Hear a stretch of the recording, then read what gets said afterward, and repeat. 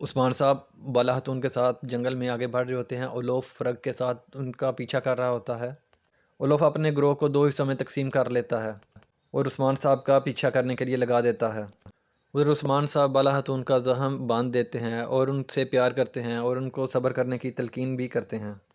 اس کے ساتھ عثمان صاحب اور بالا خاتون اولوف کے سپاہیوں کو آتے دیکھ کر ایک دفعہ پھر بھاگ پڑتے ہیں۔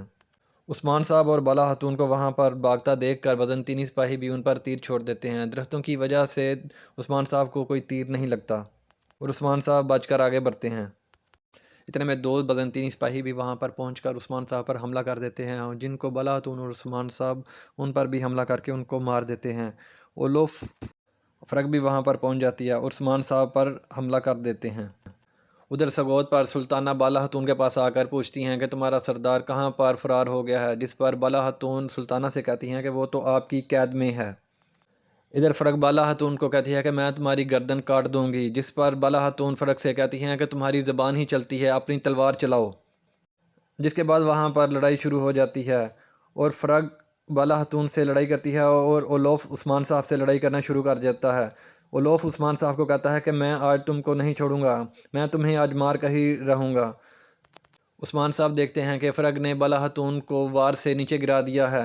یہ دیکھ کر عثمان صاحب اولوف کو دھکا دے کر پیچھے گراتے ہیں اور بالا خاتون کی طرف جاتے ہیں اور فرگ کا وار ضائع کر دیتے ہیں اور فرگ کو زخمی کر کے وہاں سے بھاگ جاتے ہیں۔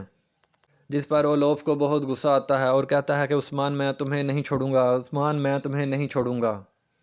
یہاں سگوت میں سلطانہ بالا خاتون سے گفتگو کر ہی رہی ہوتی ہیں تو بالا خاتون سلطانہ سے کہتی ہیں کہ آپ کے دورے کی وجہ کیا ہے، آپ اپنے دورے کی وجہ بیان کریں۔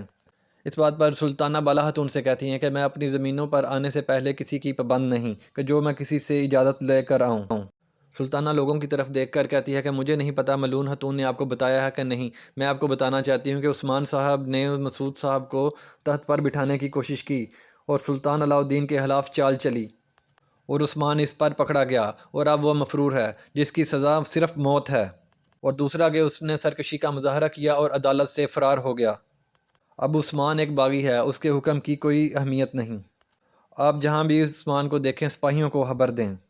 اور سلطانہ کہتی ہیں اب آتے ہیں دورے پر، میرے آنے کا مقصد یہ ہے کہ تم اب سب اپنا بوری بسترا سمیٹو اور یہاں سے چلتے بنو۔ ادھر جنگل میں ایک مقام پر چرواہا لیٹا ہوتا ہے، جس کو دیکھ کر کونتاکرنوز وہاں پر رک جاتا ہے اور خود آگے بڑھتا ہے اور چرواہے کو سلام کرتا ہے۔